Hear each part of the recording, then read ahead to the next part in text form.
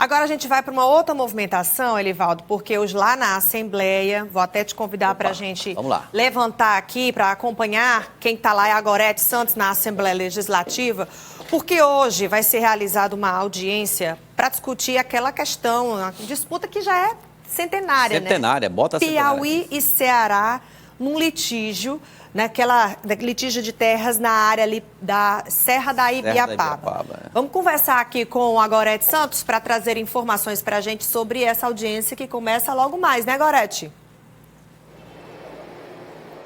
Exatamente, a partir das 9 horas, viu, Aline? Bom dia novamente a você, bom dia ao Elivaldo, a todas as pessoas que acompanham aqui o Notícia da Manhã.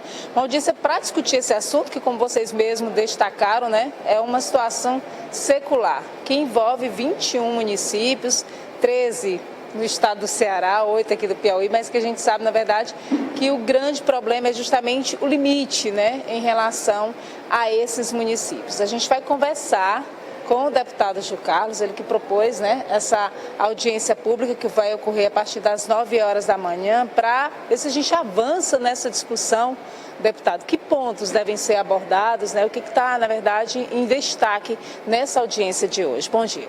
Bom dia, Gorete. Bom dia, Aline, Elivaldo e aos que nos assistem na TV Cidade Verde nessa manhã de segunda-feira.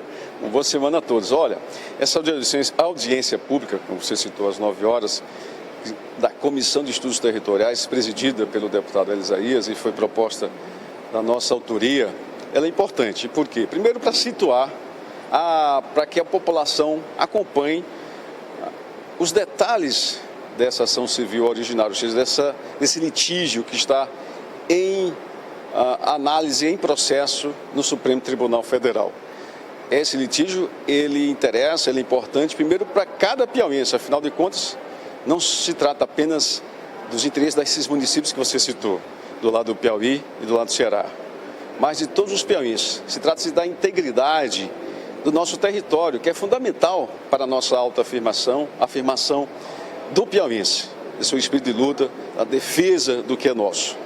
E a ação busca que o STF reconheça de fato e de direito que esse território pertence ao Piauí, como está bem documentado nas leis de formação das províncias e dos estados ao longo da história do Piauí.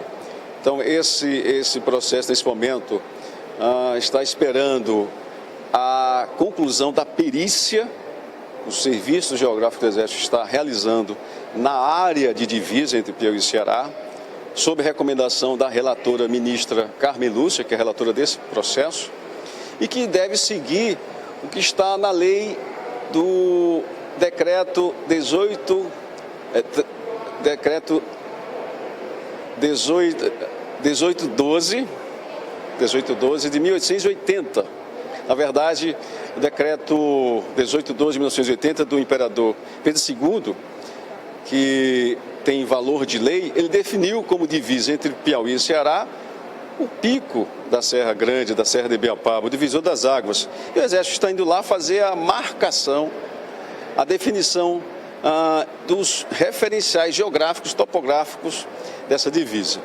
E, portanto, essa audiência de hoje deve atualizar os piauienses com a presença de várias autoridades, do Executivo, da Procuradoria-Geral do Estado, de técnicos que estudam profundamente a história e a geografia do Piauí, do Nordeste do Brasil, para nos situar, para nos deixar atualizado a nós, aqui da Assembleia, deputados que representamos os piauienses e a sociedade piauiense. E é bom lembrar que essa fase do litígio, que como você disse, e todos sabem, esse litígio é antigo, é centenário, mas essa fase atual, essa discussão que levou ao governador Wilson Martins de então, em 2010, a acionar o STF, ela surgiu aqui, através dos deputados, se instituiu uma comissão específica para tratar desse litígio, que foi presidida pelo então deputado estadual Antônio Shoa, que é da região, é de Pedro II, e ele terminou, juntamente com os pares aqui da Assembleia, na época presidida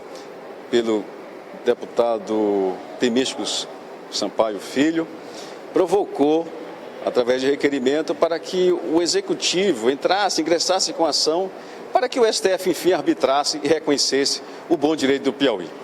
E é uma situação que acaba gerando um impasse e uma limitação também, principalmente para as pessoas que moram nessa região de litígio, né? Embora envolva uma população relativamente pequena, né? Acho que, salvo engano, um pouco mais de 25 mil, né? Mas é uma grande extensão de área e impacto também para essa população. Sim. A maior parte do território envolvido no litígio é um território rural, mas, sem dúvidas, também há componentes urbanos.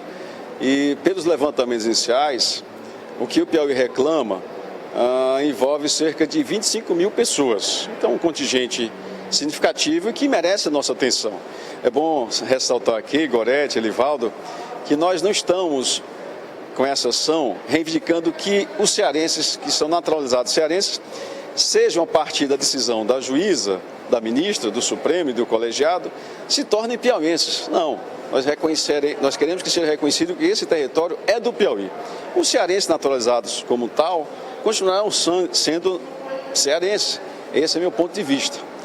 E os filhos destes, quando nascerem, naturalmente, serão registrados em território e em instituições piauienses, portanto, terão a cidadania piauiense.